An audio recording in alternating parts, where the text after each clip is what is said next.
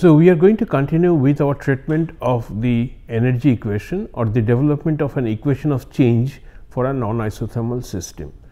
And in order to do that, what we have written down is the first law of thermodynamics for an open system, where the net accumulation of energy inside the system is expressed as the algebraic sum of net heat addition to the system both by convection and conduction, as well as we consider the effect of work done by the system or on the system.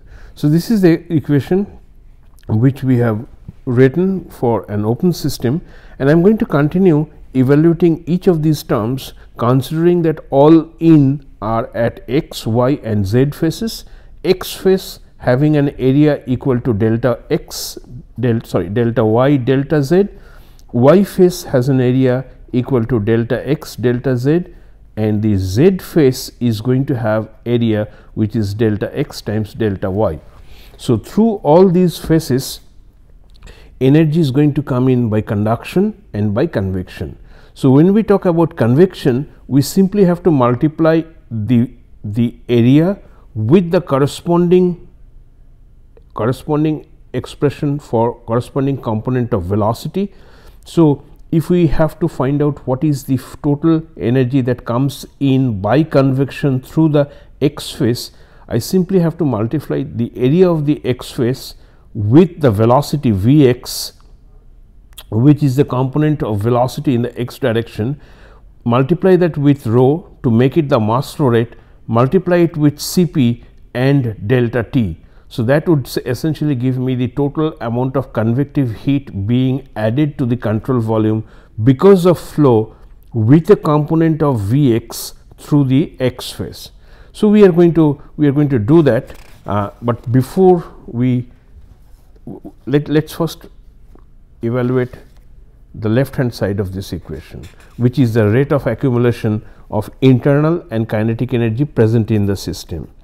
So, the first one is rate of accumulation of internal energy and kinetic energy of the system, which is the volume del x, del y, del z, and the time rate of rho times u plus half rho v square. So, what is u? U is the internal energy per unit mass of the fluid, and obviously internal energy, as we all know, would depend among other things on the temperature of the fluid, and V is the magnitude of local fluid velocity. So, if it is the magnitude of local fluid velocity, then half rho v square would be the kinetic energy per unit mass of the fluid.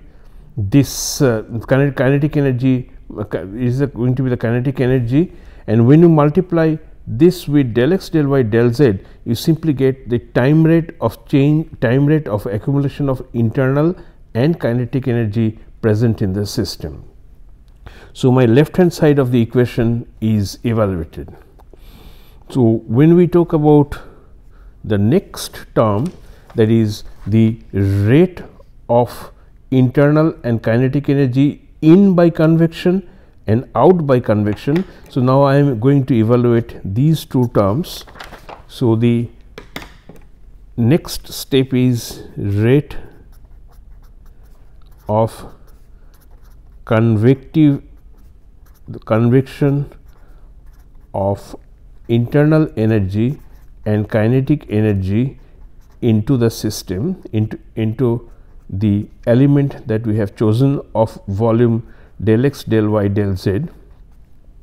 So, it would simply be equal to del y times del z. So, what I am doing here is, this is the x phase. In the x phase, the volume is, the area is del y, del z, and I have the velocity expression, the velocity at that point. So, del y del y del z Vx would give me the volumetric rate of fluid which is entering through the x phase, and it carries with it the internal energy and kinetic energy as we have seen before.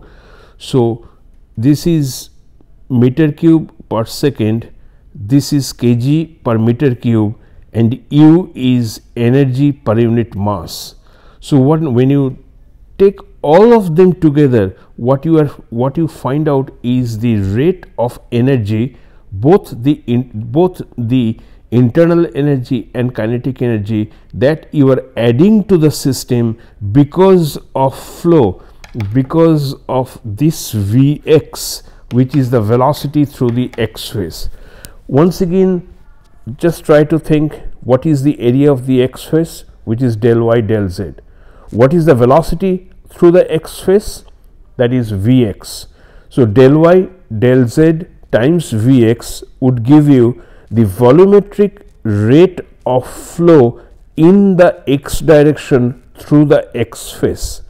So, this volumetric flow will carry some amount of internal and kinetic energy. So, U is the internal energy per unit mass, this is meter cube per second, this is kg per meter cube, this is energy per unit mass. So, what you get out of this is the rate of energy that is being added, that is being accumulated in the system. And so, this is the so called in term, and the out term would be whatever be the velocity at location x plus delta x.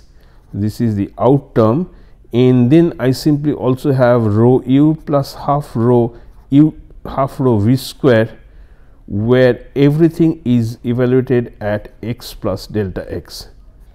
So, this is the net addition of heat due to convection through the x phase.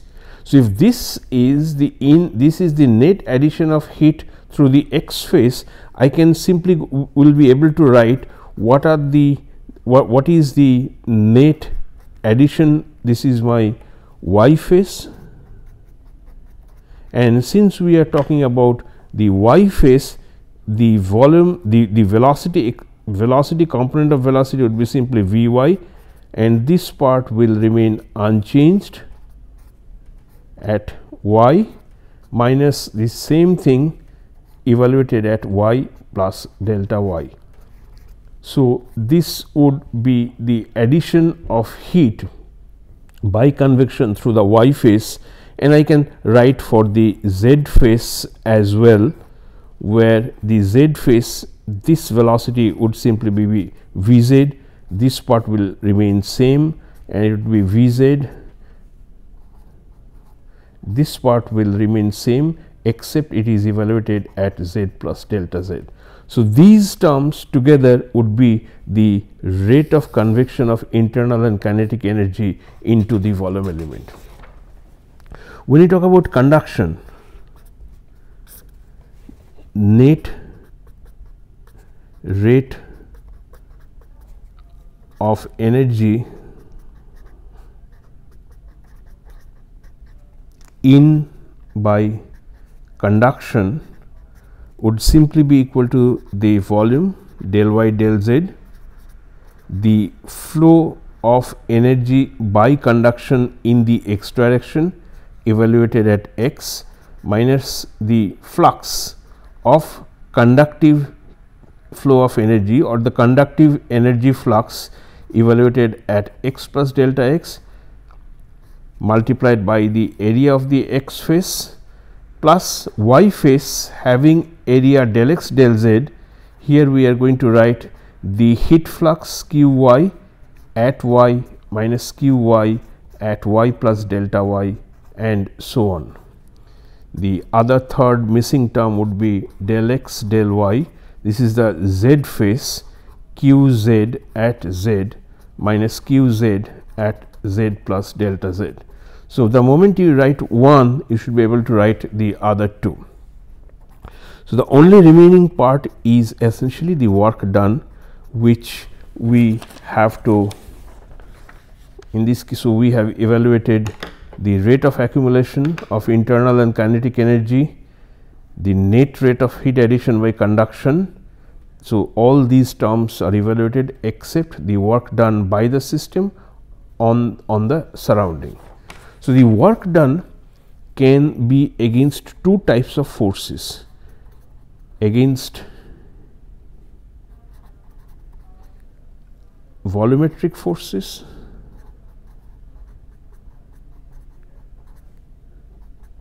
which we are also known as body forces, the example of which could be gravity, and against surface forces. And the surface forces are obviously going to be two types of surface forces that we will consider. One is pressure, which is a surface force, and the other types of surface force, as we have seen before, is a viscous force. So, to the work done by or on the system is therefore the against body forces and against surface forces. The surface forces are of two types, which is which could be pressure and the viscous forces. Now, we are talking about rate of work done, and what is work done, which is force times distance, and the rate of work done, that is time rate of work done, would be force into distance by time. So, essentially it is force into velocity. So, the rate of work done which we have to incorporate into that equation can be expressed as force times velocity in the direction of the force. That is important, in the direction of the force. So, what I write then is that rate of work done, I identify that rate of work done is equal to force times velocity in the direction of force.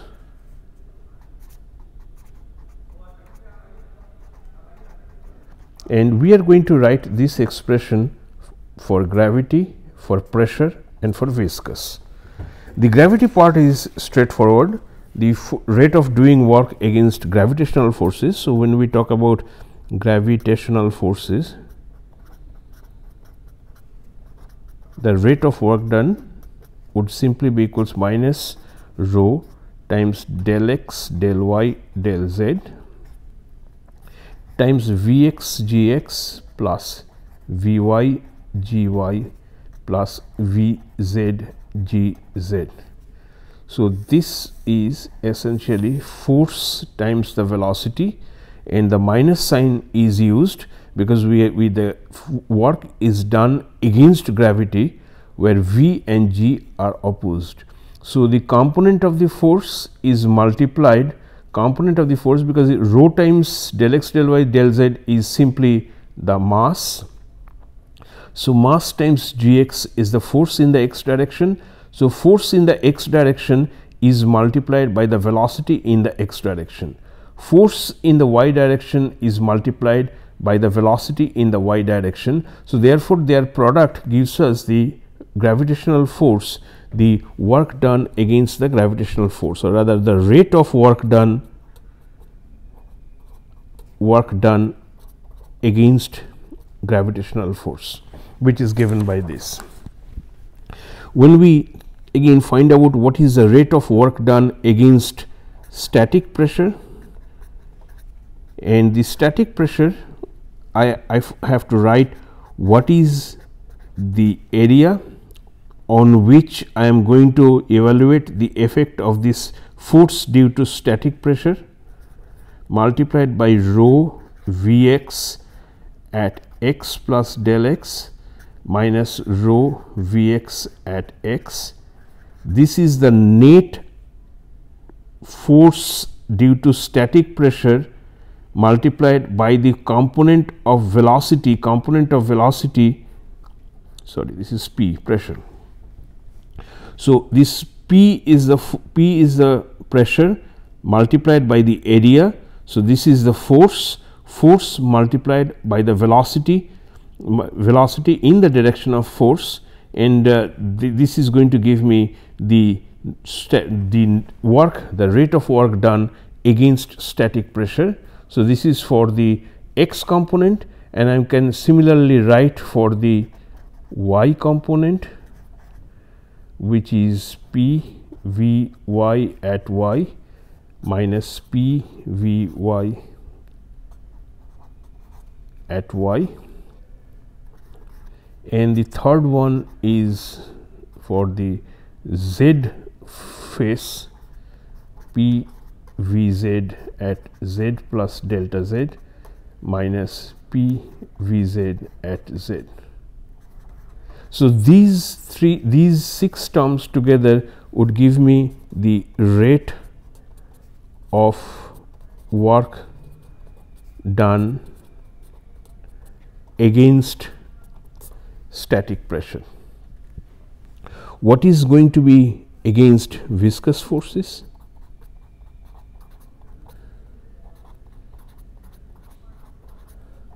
This is slightly more involved and would require careful consideration of the components. Since tau is a tensor, the components of tau are going to be tau x x, tau x y, tau x z, tau x y, tau y y, tau z y, tau z x, tau z y, and tau z z. So, if you these are the 9 components, tau x x, x y, x z, sorry, this should be y x, y y, y z, z x, z y. I'll write it once again. The 9 components are tau x x, tau x y, tau x z.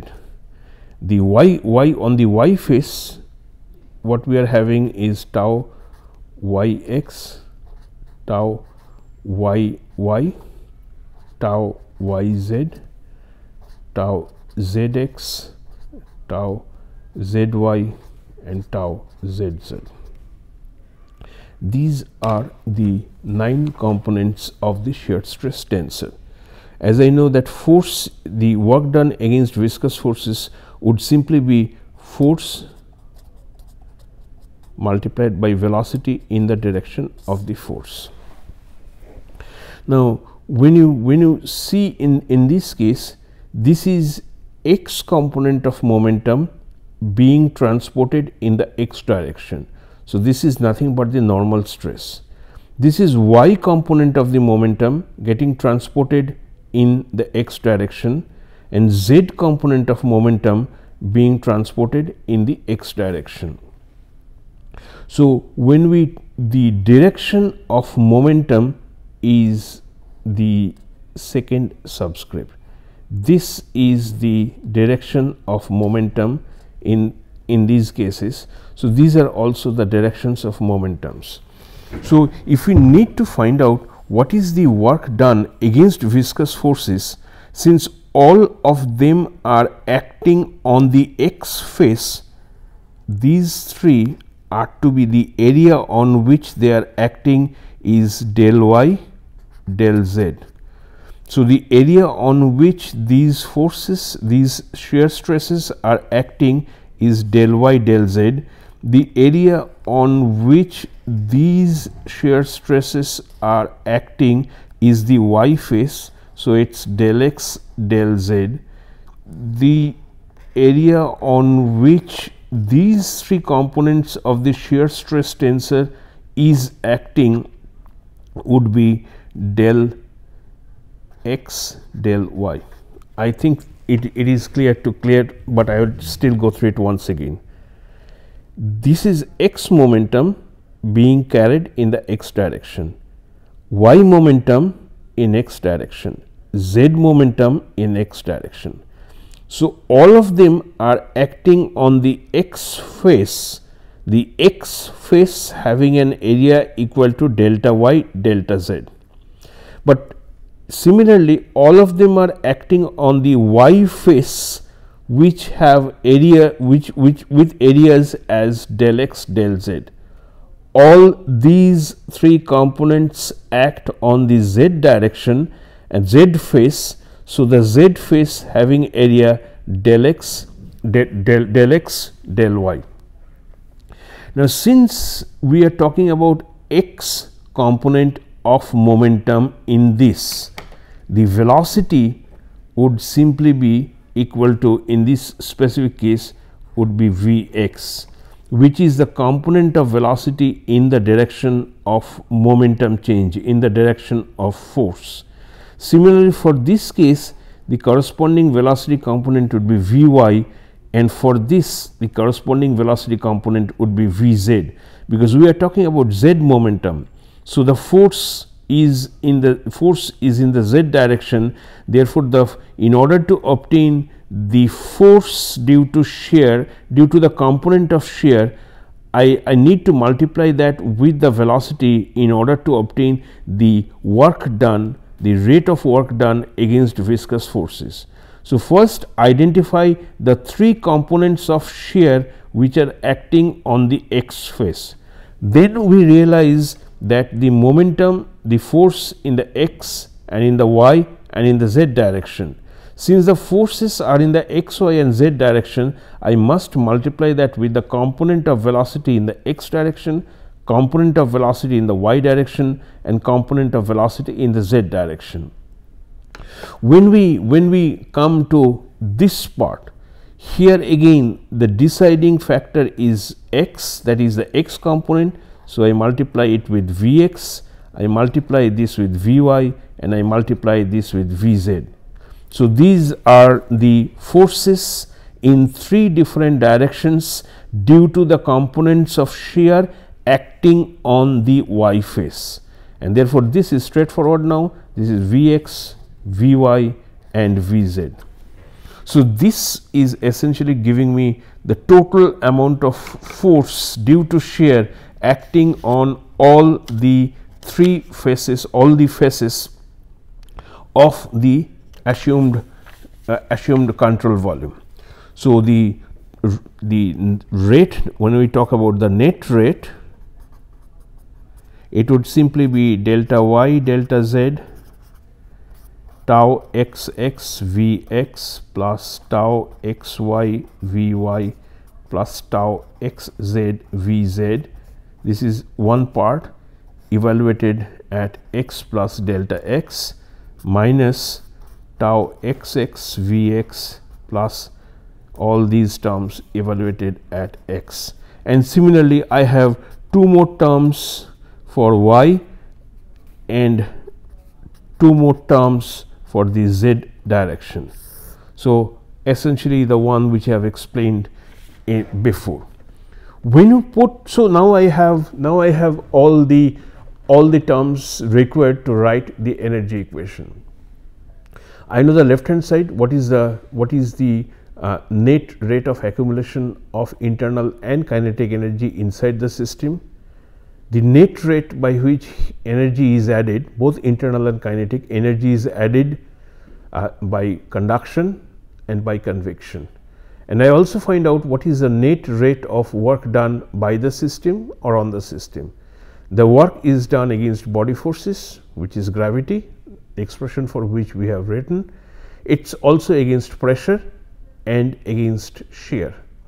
Okay. So, these are the 6 different components of the entire first law of thermodynamics written for an open system. This derivation is given in detail in your textbook of Bird, Stewart and Lightfoot transport phenomena textbook.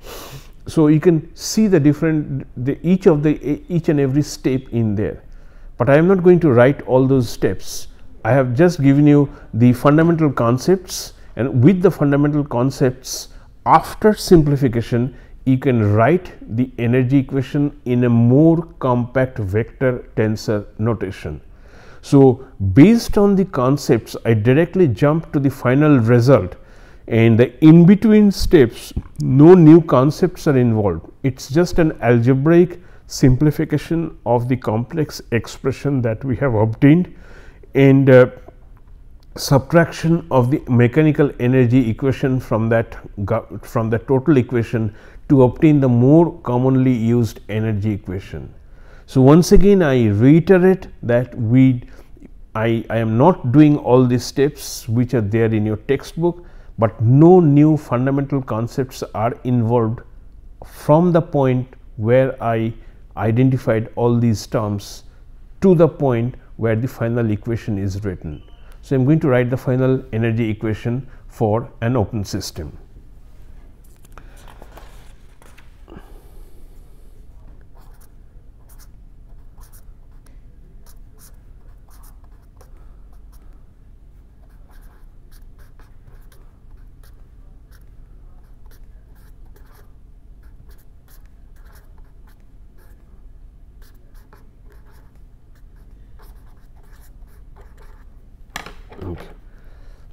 So, this equation essentially tells that the temperature of a moving fluid element changes because of heat conduction,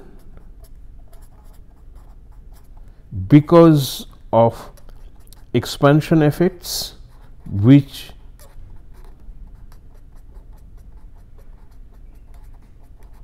and because of viscous dissipation.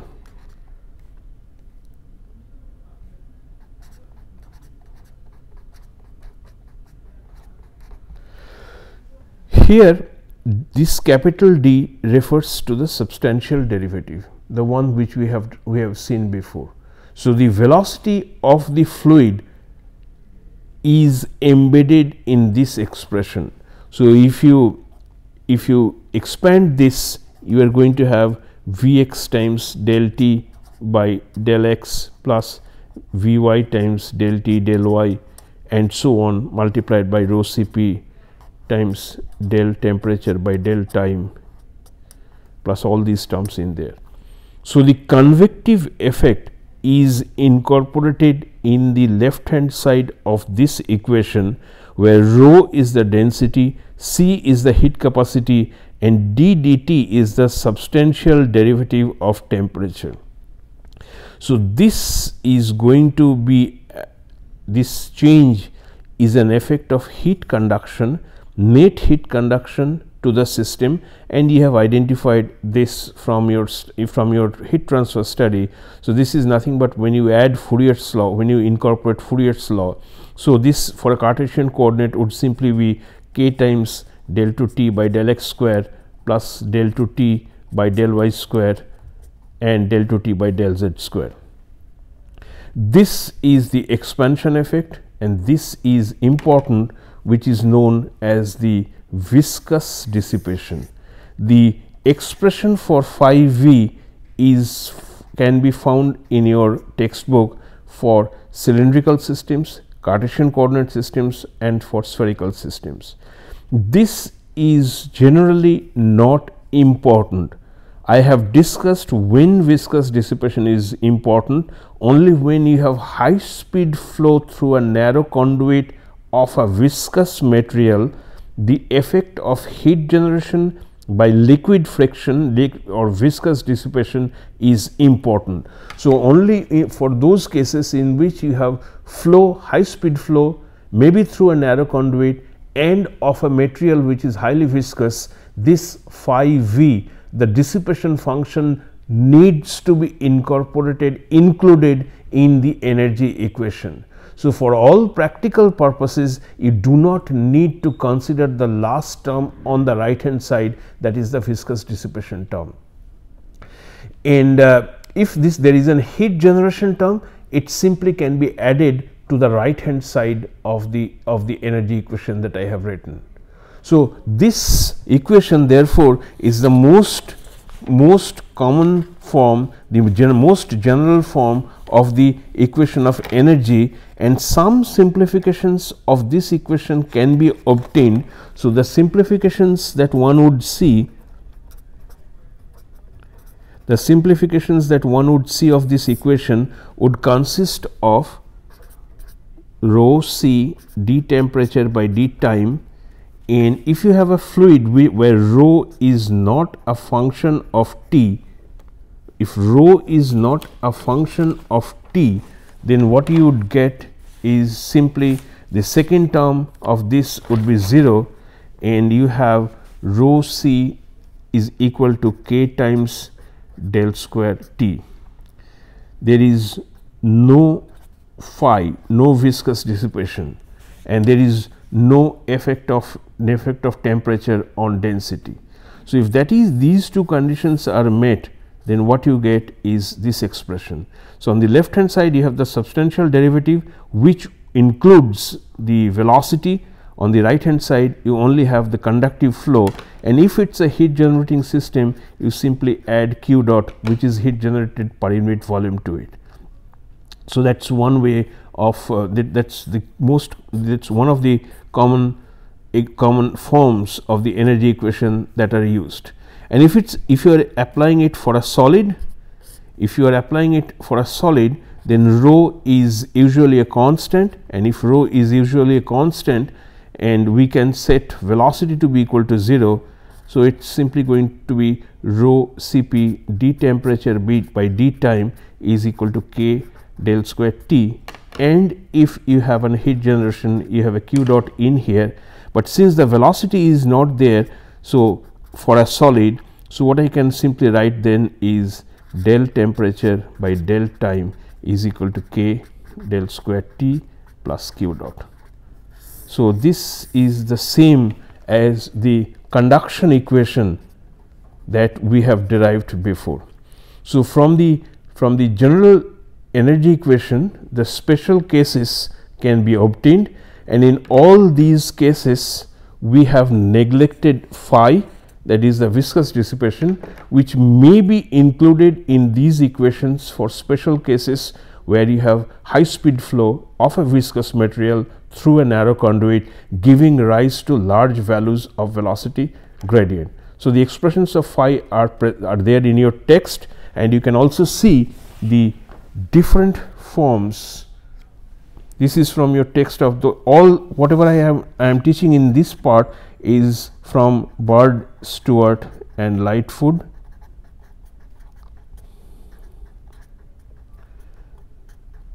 And the energy equation in its full form for rectangular coordinates, cylindrical coordinates or spherical coordinates are given in the textbook, where you would see any term that contains mu, the term over here, and the term at this point, this entire part is due to viscous dissipation.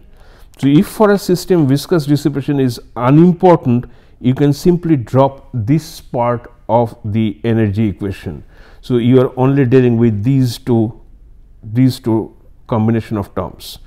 So, these terms which contain mu are for viscous dissipation, which generally we neglect, and if we do neglect this, then the equation is exactly same to the conduction equation which we have obtained before. And if it's for a solid, then there is no question of Vx, Vy and Vz. So, you will only have the first term on the left hand side, which is rho Cp del temperature by del time, and these three terms on the right hand side, plus a q dot term, which if there is, it is an heat generating system. So, this is what we have for rectangular coordinates, what we have not taking into account the viscous dissipation term for a cylindrical coordinate, and this is for a spherical coordinate. Again, these terms are not to be taken into account as they are for viscous dissipation. So, for the cylindrical system, you simply start with this equation, cancel the terms which are not there, and you would see that you would obtain the same expression for forced convection that we were dealing with at the beginning of this class. But I will pick that up in the next class, and will show you that starting with this equation, the cylindrical coordinate energy equation, how quickly and how easily we can get to the governing equation for forced convection in our tube.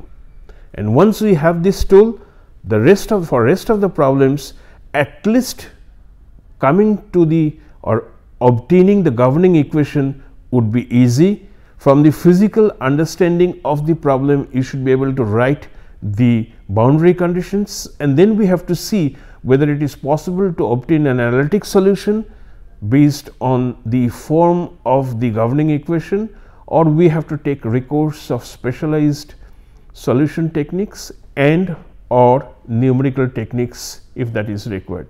But the governing equation part should not be any problem from this point onwards, and that was one of the objectives of the course transport phenomena, is that you should be able to obtain the model equation of a process without any problem.